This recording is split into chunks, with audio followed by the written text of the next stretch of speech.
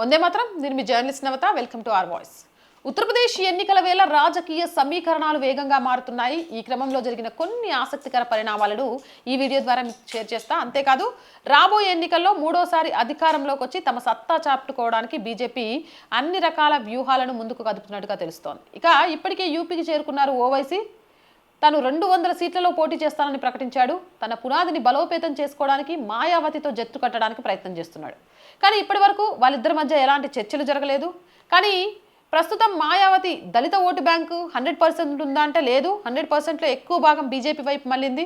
ఇది ఓవైసీకి పెద్ద కలిసి రాకపోవచ్చు. ఇక గతంలో కాంగ్రెస్ని పెద్దగా పట్టించుకొని అఖిలేష్ ఇప్పుడు బెంగాల్ మరియు బీహార్ పరిస్థితులను చూసి టెన్షన్లో ఉన్నట్టు కనిపిస్తుంది. రామాలయానికి వెళ్ళకపోయినా ఇప్పుడు రాముడు కృష్ణుడిపై భక్తి చూపిస్తూ తనను తాను యదువంశీ అని చెప్పుకుంటున్నాడు.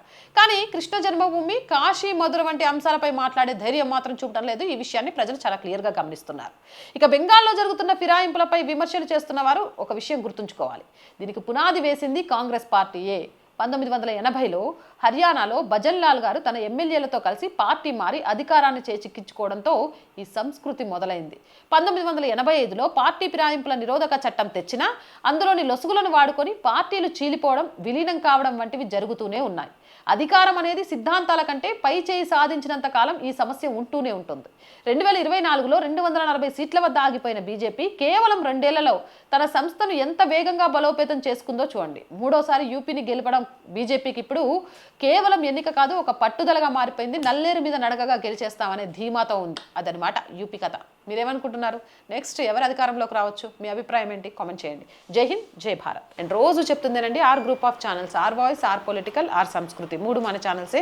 So please subscribe our channels. Content బాగుంది అనిపిస్తే లైక్ చేయండి, షేర్ చేయండి, మీ అభిప్రాయాన్ని కామెంట్ చేయండి. అండ్ ఆర్థికంగా ఆర్ వాయిస్కి చేయుతగా నిలవండి. ఆర్థికంగా సపోర్ట్ చేయాలి అంటే సబ్స్క్రిప్షన్ పక్కనే జాయిన్ అనే బటన్ ఉంది. 1 to 5 లెవెల్స్ ఉన్నాయి. ఏదో ఒక లెవెల్లో సపోర్ట్ చేయండి. లేదా స్క్రీన్ మీద గూగుల్ పే, ఫోన్పేతో పాటు అకౌంట్ డీటెయిల్స్ ఉన్నాయి. మీకు తోచిన సహాయాన్ని అందించవచ్చు. వ్యాపార ప్రకటనల కోసం, మార్కెటింగ్ యాడ్స్ కోసం 8328 500 576 నెంబర్ని సంప్రదించండి.